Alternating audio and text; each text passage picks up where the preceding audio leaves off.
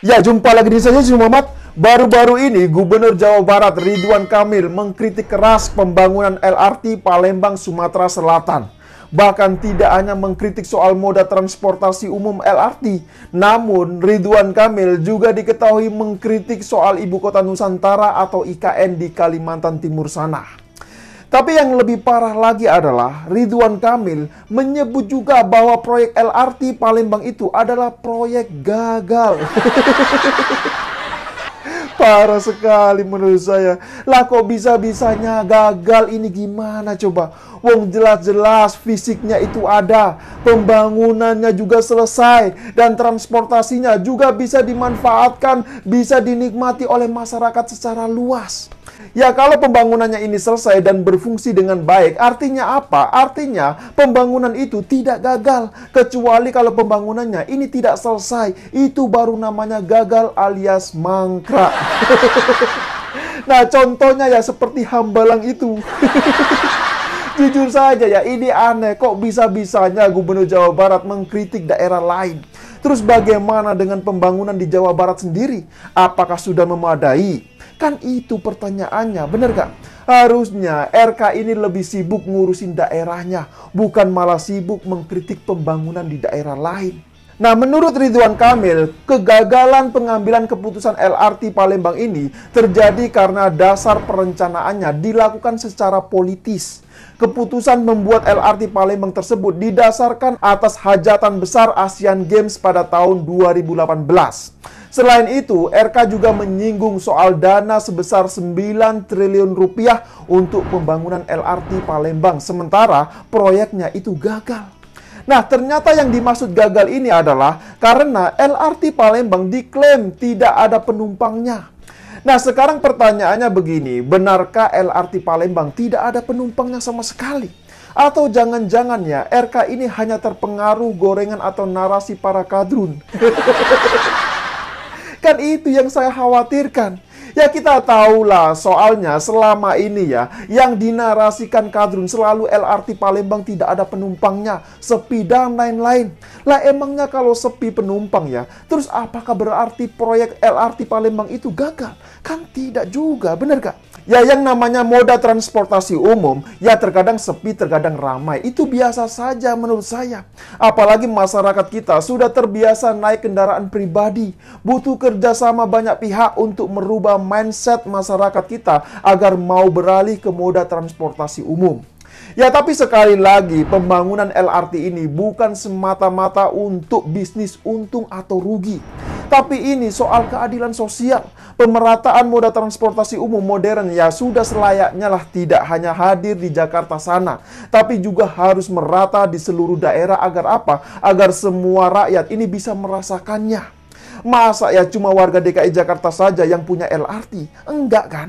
Warga daerah lain juga berhak punya lah, bener gak?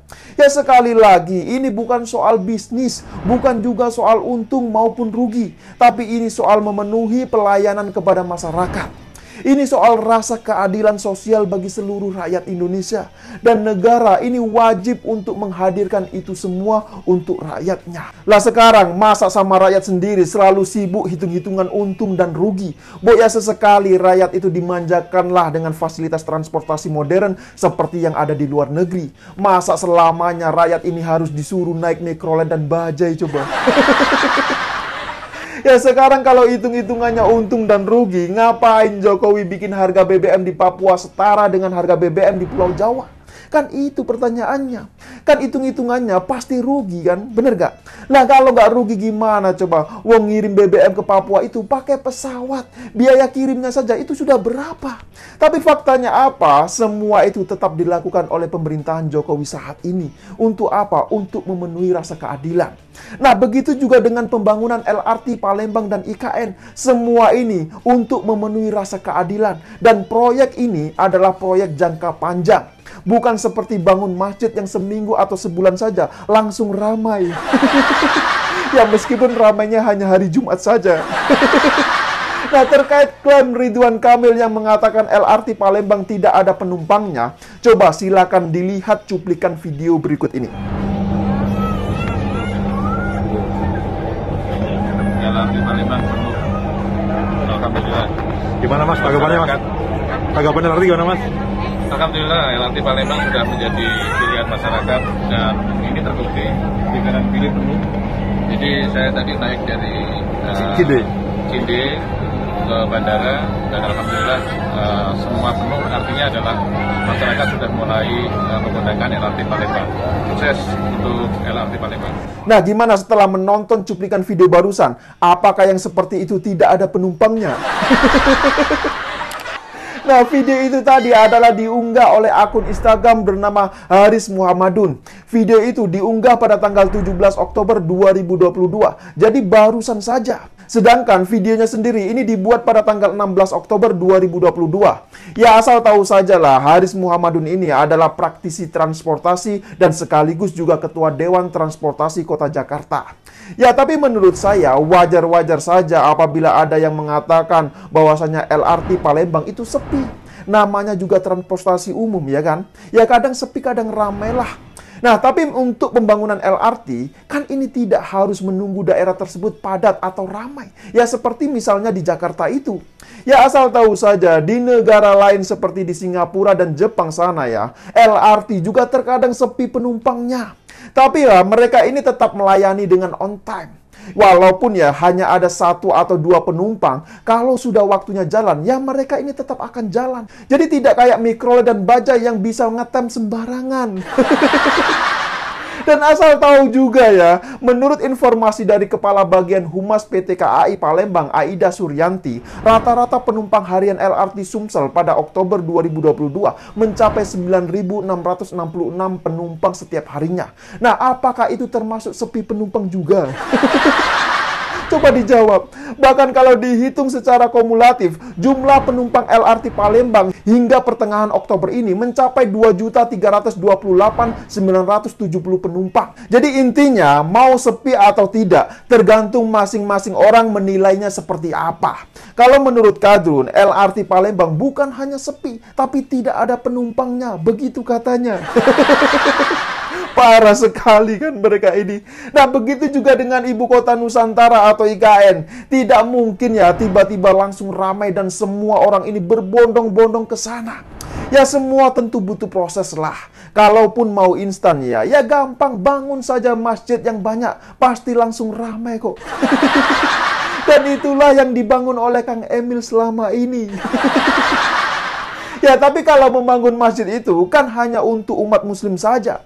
Terus untuk umat agama lain ini gimana? Kan itu pertanyaannya. Dan dengar-dengar di Jawa Barat sana tingkat intoleransinya sangat mengkhawatirkan.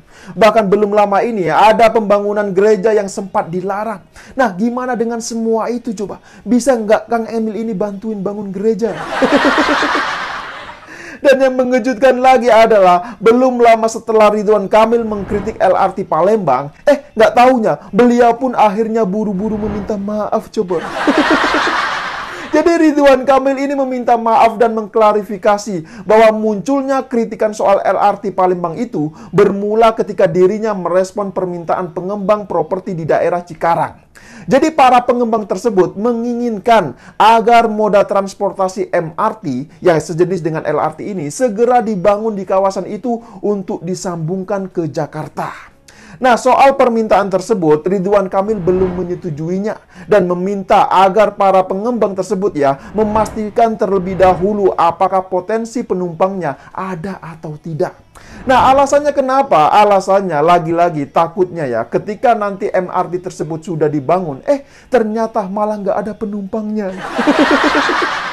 Dan dari sini semakin jelas bahwa orientasinya lagi-lagi ini adalah soal cuan dan cuan.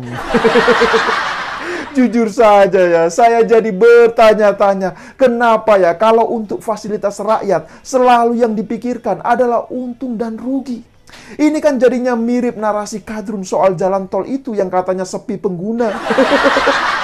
Lah, emangnya membangun jalan tol itu harus nunggu ramai dulu baru dibangun? Kan tidak juga, benar gak? Jadi kalau menurut saya, pikiran-pikiran seperti itu adalah mirip seperti kapitalis yang hanya berpikir untuk kepentingan pribadi dan kelompoknya, bukan untuk kepentingan rakyat. Nah, jadi gimana? Apakah sampai di sini sudah paham semua? Silakan berikan komentarnya di bawah. Ya, doakan sajalah semoga Kang Emil nanti tidak baper kalau melihat konten saya ini. Ya, saya kira demikian dululah opini singkat Okedum kali ini. Pesan saya, jaga terus NKRI. Terima kasih buat yang sudah like dan menonton video ini dari awal hingga akhir. Dan sampai jumpa di episode Okedum selanjutnya.